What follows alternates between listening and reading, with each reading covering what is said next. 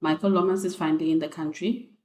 We're seeing videos of him, and I'm already having flashbacks of Ashabir Sheikh and all these other rich people who, in their old age, when they finally get caught up with all of their sins, they're too sick for them to be convicted, and they slip and slide through the laws, and before you know it, they're playing golf in the golf course. I just had that when I saw this man being rolled through the airport, being well, he had to get himself into the car, but you could see there's this walking things or walker that he's got with him as he's being wheeled in the wheelchair. And I'm like, wow, how far is this conviction going to go? How long is he going to be in jail?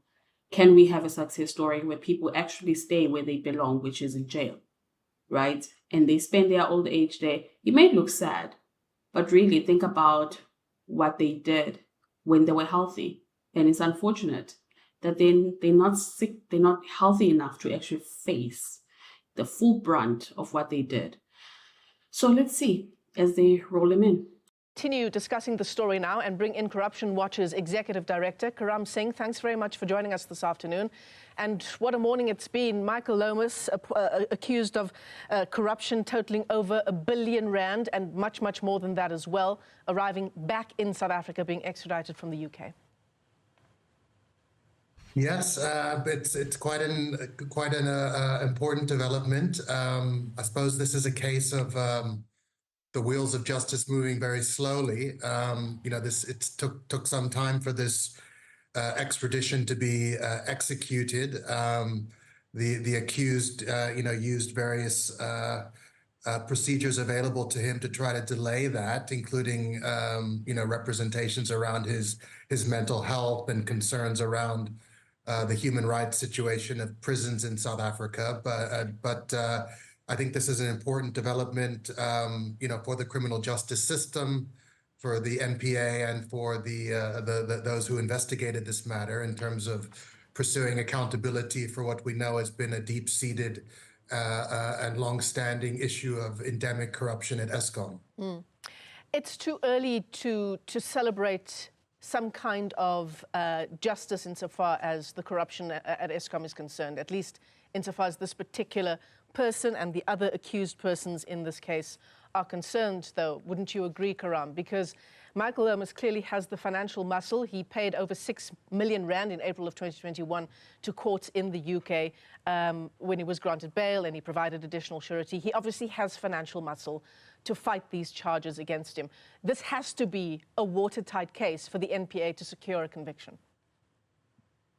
Yes, well, I don't know about watertight. I mean, it's got to be, they've got to be able to prove their case beyond a reasonable doubt. That's the criminal standard. And criminal defendants are given the presumption of innocence and given the right to fully defend themselves. The NPA has had a lot of challenges in terms of these high-profile corruption cases, in terms of getting them over the line. But I think you're absolutely right. It's way too early to see this as a victory. I think, given the frustration that we've had around other extraditions, such as the extradition of the Guptas, for instance, it is a significant development, but it's just a one step in a process which still has to unfold. And given the financial might of the accused, presumably he will have the best legal representation available to him. And, we just have to wait to see for the trial to unfold now. Yeah, and it's interesting that you talk about the Guptas as well, Karam, because, successful extraditions like this one, it doesn't necessarily mean that we're any closer to, for example, the extradition of the Gupta family. It's completely different cases, different countries. Yeah, there are these real challenges within the global enforcement system broadly in terms of, the pursuit of the fight against corruption. Fortunately, South African officials have very good relations with the UK, and we have seen successful extraditions. I'm reminded of the Divani case, so we have seen successful extraditions from the UK before.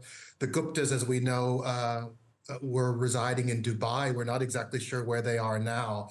But it's very uneven, the type of cooperation we receive. And, we're never going to really see the kind of gains we want globally in the fight against corruption, if we don't see this kind of high-level cooperation between law enforcement agencies across jurisdictions. This is how these kind of transnational crimes around money laundering are able to, to go unprosecuted because of breakdowns in the system and the inability of authorities to effectively work together on these matters. Back to the issue of Michael Lomas and the alleged corruption that took place at Kusile Power Station between 2008 and 2018, Karam. It tells the story, doesn't it, at least part of the story of Kusile Power Station. Medupi comes to mind as well. The kind of inflated costs we've seen in connection with these two projects. Absolutely. I mean, it's been incredibly frustrating. Huge, hundreds of millions of rands lost as a result of, just these two power stations. There are many other people that are going to be in the dock with Mr. Lomas. This is, as you say, this is just part of the Kusile story. There are other prosecutions that are on the go. We know that the Machele Coco case is probably going to be re-enrolled by the MPA. There are other state capture implicated persons who are also in the dock. So yeah, it's the beginning of the road now in terms of the prosecution leg of fighting state capture. The Zondo Commission did a great job in terms of giving us a historical record, but up to this point, without any prosecutions to date, we still sit with this significant accountability deficit. So this company owned by Michael Lomas, Tubular Construction, awarded this 745 million rand contract back in 2016 at Kusile Power Station. The High Court in Gauteng issuing a restraint order to the tune of much more than that, 1.4 billion rand against him and his co-accused as well. I mean, these are many, many zeros, Karam. It's a lot of money. Do we see do we see that money being recovered? I think some of it could very well be recovered, and it's important to remind the viewers that, the process of asset recovery, seizure and forfeiture of assets is a civil law process, which is distinct from the criminal law process. So I think that there already have been some recoveries, and it's important to note that there have been long-going SIU investigations, presidential proclamations to investigate Eskom with the sole purpose of recovering assets. So that's an important aspect in terms of a consequence management in this area. But, we know just from, from the stats from the State Capture Commission that we're looking at, billions of rands, that have been lost to the fiscus as a result of these kind of high-level corrupt schemes. And certainly, the challenges we've had with Eskom, the knock-on effects we had in terms of load shedding is as a result of this kind of industrial scale looting. As you say, the zeros pile up. It's difficult to even think about what that money could have gone towards in terms of building schools, providing healthcare, school feeding schemes. So the cost of corruption is really significant in terms of the knock-on effect that's felt in communities that don't get services as a result of this kind of industrial looting. Yeah, absolutely. You talk about the industrial looting and the human face of that looting. Our unemployment numbers tell that story. We've just had budget cuts of all sectors, health and education. It's very hard to accept that this is that this would be acceptable in terms of what's required in terms of the Constitution, in terms of the realization of socioeconomic rights. There's this idea that we have to progressively realize these rights, which means the government must do more every year when it comes to basic socioeconomic rights, education, healthcare, the right to water and sanitation. So when we see budget cuts, when we see teachers not being re-employed, we really have to, it really puts pressure on the constitutional system that we've put in place in terms of what these rights mean. And it's important that we drive home the message that if we don't deal with corruption, if we don't prioritize the fight against corruption, that it has this knock-on effect for the economy and for, the realization and the upliftment of, the majority of people that are still really suffering in the country as a result of the legacy of apartheid and inequality. And as a result of the legacy of state capture, Karam, the time that it's taking us to get justice and to get real money back from the looting of the state capture years. Do you reckon that we have to prepare ourselves that this is going to be a years-long project? I mean, this alleged corruption at Kusile power station taking place between 2008 and 2018.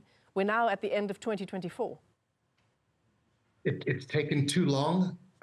It's still, Mr. Lomas has only just, arrived back in the country, so his trial hasn't even started. It takes too long. There's a huge backlog. We've had massive corruption scandals post state capture that still need to be thoroughly investigated and prosecuted. So it is a frustration. And I think, once we start beginning to see successful cases prosecuted, perhaps we'll see that confidence in the MPA that they'll be able to run multiple cases at the same time, and that, we can see speedier resolution of these cases. But I think what you're pointing out is a very unacceptable situation and really frustrating to people out there. To take you to our developing story unfolding at OR Tambo International Airport.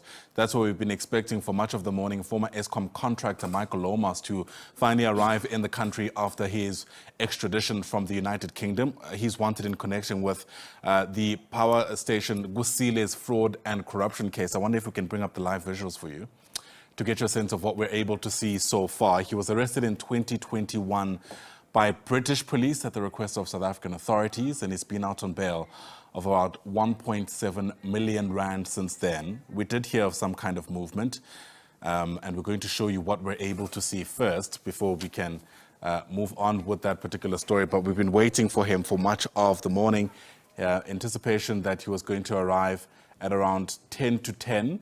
And that obviously didn't happen. Our Hasina Gore telling us earlier that it seems there were delays to his flight, and he ended up, of course, or rather we ended up having to wait for much longer than anticipated. But that's the live shot from Terminal A at OR Tambo International Airport, and that's where we're anticipating his arrival. As I mentioned, Hasina Gore is part of our team watching the story. And Hasina, if you're able to hear us, take us through what we're seeing and what we anticipate might happen at any moment now.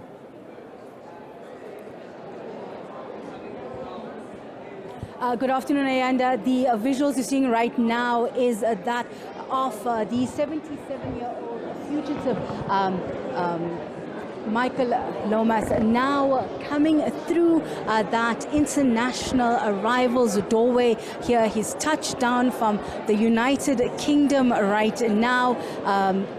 As he came on that flight from Heathrow, he was arrested in 2021 and has been trying to avert his extradition to South Africa, trying to block that, saying that he has medical issues, that he has medical issues at this stage, and that's why he should not be extradited. In August, that was blocked at that stage, and the United Kingdom court granted that he can be extradited to South Africa, but he has to be brought with a medical official with him. That's the visuals we're seeing right now. He's being handed over to the Hawks, to the police station here at the OR Tambo International Airport. That's the visuals we're giving to you right now. He's been brought in a wheelchair.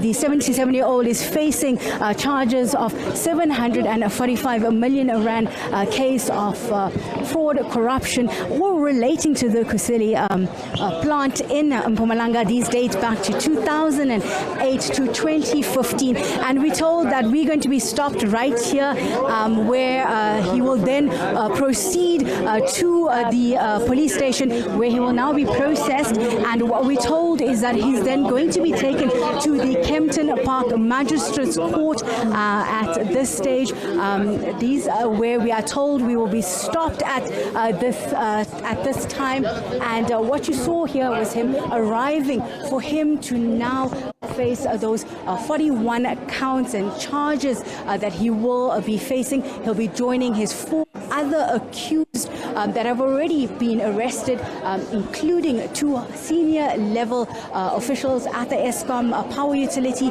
as well as construction bosses and entrepreneurs at this stage. What we understand now is that this process will begin. We're going to move with the police at this stage to the police station, which is outside here, the international arrivals terminal. And what we will then bring you is him moving to the magistrate's court, where he's expected to be officially charged for the first time. And what money laundering, as well as the unauthorized classification. Remember that these charges emanate from fraud, corruption, racketeering, and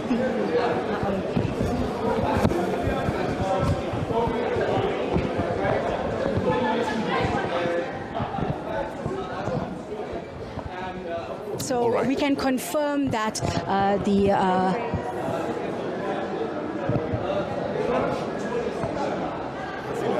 at the stage, the visuals that we're showing you are from outside the OR Tambo International Airport, where he is expected to come through here once he will be processed, and once he's been handed over. The 77-year-old British national, he's now arrived in South Africa after 3 or 4 years of him trying to stop his extradition. Today, the long arm of justice has worked. It's been something that the police have deemed as a victory, and now that the case can go on, and it's quite a pivotal case in South Africa, as we all know, state capture, as well as the erosion of Eskom.